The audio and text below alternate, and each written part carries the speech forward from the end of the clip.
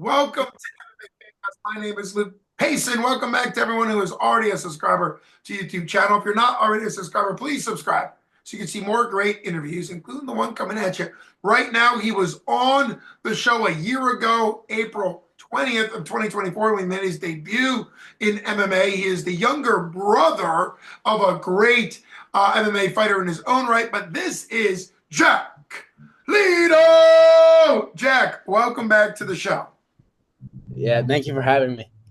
I mentioned it's been a year, April 20th of last year for 247 Fighting Championships. You made your debut. It was an impressive win. Now you're back a year later. You are going to Ohio University. Yep. Yep, you're going to Ohio University, and I believe that's Division II wrestling. It's D1. It's D1. I make that mistake, I think, last year as well. I apologize. It sounds like a slippery rock or a, it sounds like one of those. So what's it been like wrestling like there before we get to the fight? It's good. I love it. I mean, it's something I love to do. I've been doing it for a couple of years now. I started in middle school. So it's a great opportunity to keep wrestling at the collegiate level. And obviously it helps with MMA too. It's probably the best space to have. So I'm really grateful to wrestle at such a high level too. So yeah, I love it. And that is the best reason to have that year gap. You're growing in your MMA as well as still competing in college, which is wonderful.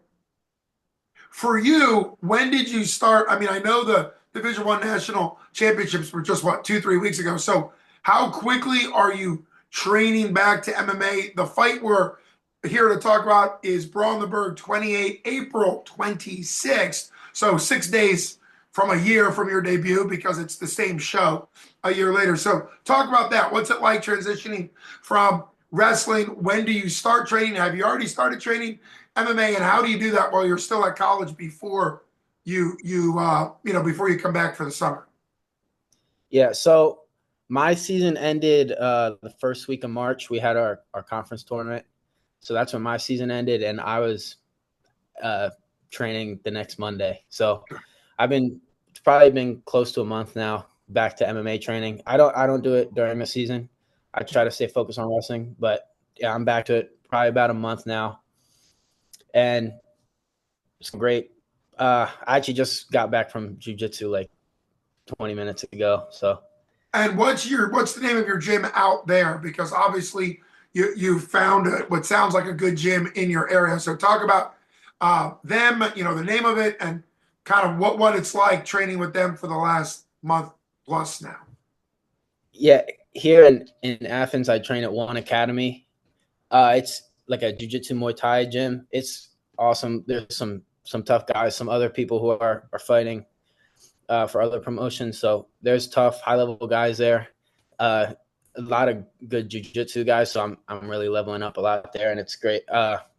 The coach Carlos, he's the best. He's always looking out for me, and he's got really good jiu-jitsu, really good Muay Thai. So he's another really good partner. So I think I found a really good gym here. And then I got gyms back home. I train at Algio when I'm back home in Philly. I try to get to Southside as much as I can in Pittsburgh. So yeah, I'm lucky to have a couple good gyms with great partners, great coaches. Those are all great gyms. It's really wonderful that the gym out there is strong in the places where a wrestler would need to work, right? BJJ and Muay Thai, the pure grappling, the pure wrestling. I mean, you're being trained at the Division I level. So that sounds like it's just clicking into place perfectly. I believe Bill Algio, senior perfecter, announced on Facebook, I'm pretty sure a couple months ago, that he's retired from the UFC now, which will mean he'll just focus more on his MMA academy than before. So, and so that's fantastic. I knew him when he was late amateur, early pro, and long before he went to the UFC. So it's great to see his career and also what he's doing as a gym. So let's talk about this upcoming fight. Obviously, you are a very high-level motivated athlete, not just physically, but mentally. As a coach, I would love the fact that you finish up your wrestling season in a tournament for the conference. So I get, for the conference. And then a couple days later, you're transitioning to MMA. What do you know about this matchup? I'm going to get the name right here. Well, no, wrong one. But what do you know about? There's a lot of great fights. There it is. There's a lot of great fights coming up. Everyone should come out to see it. The headline is Justin the General Patton. He's really just one step below the UFC. I think he should be there already, but if he gets a great win, he'll probably go to UFC. But this one is you are taking on Sam Malloy out of America Top Team Happy Valley. So how did this come together? What do you know about it? One morning I woke up to a text from Hunter and he said, you want to fight this kid? And I was like, yeah, I just had to run it by.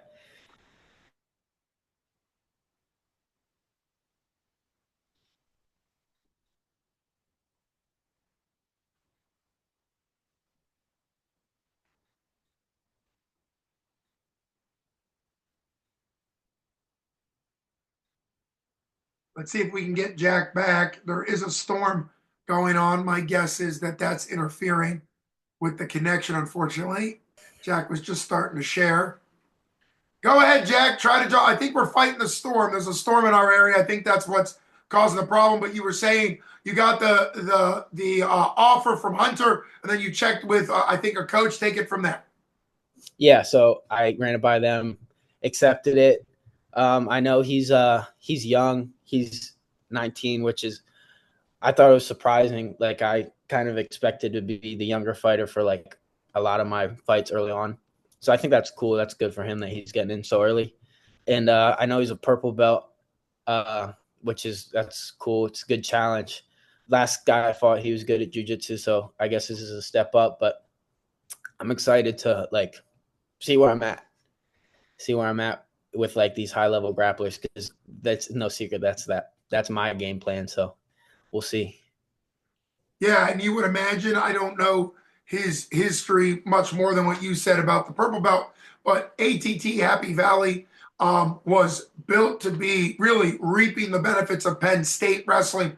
He might not have been, we don't know, he might not have been a Penn State wrestler. Obviously, that's a big part. Bo Nickel owns that gym and trains out of there, and that's a big part who they are. So even if he's not a Penn State wrestler, he's constantly training with high-level grapplers, Penn State. They've got guys from Penn State that are obviously multiple national title winners and all that stuff. So what do you think will likely kind of show off your skills? Do you think getting matched up against a grappler in many ways is an advantage to you because it allows you to negate the grappling and potentially make it kickboxing, or kind of what are your thoughts about this matchup? I think it's cool. I think nobody like really in the nation's gonna have a grappling advantage over me like at the amateur level. So I think if my strength is better than his strength, then it's just a huge advantage for me. So my strength's better than his strength, then he's gonna have to rely on stuff he's not so comfortable with, and I'm really comfortable wherever it goes. I've really been working on my striking lately. My jiu-jitsu is getting pretty good. Obviously my wrestling's making leaps every day, being in the wrestling room with other D1 athletes. So I'm really leveling up, and fighting another grappler is a bigger advantage than people might realize for me.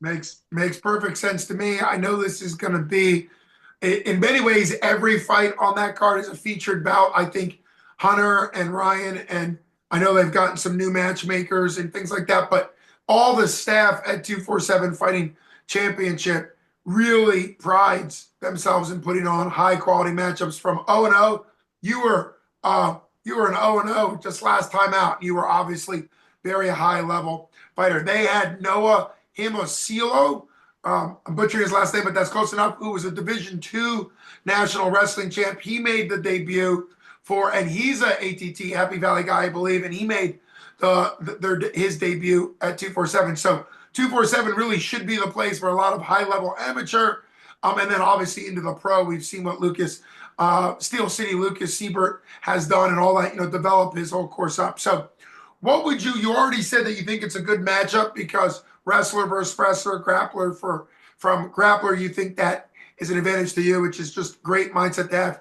Are you kind of ready and willing to make a prediction, or what would you like to say? If you're not going to say a prediction, which is fine, what would you like to say would be a reason for fans to come out and see you?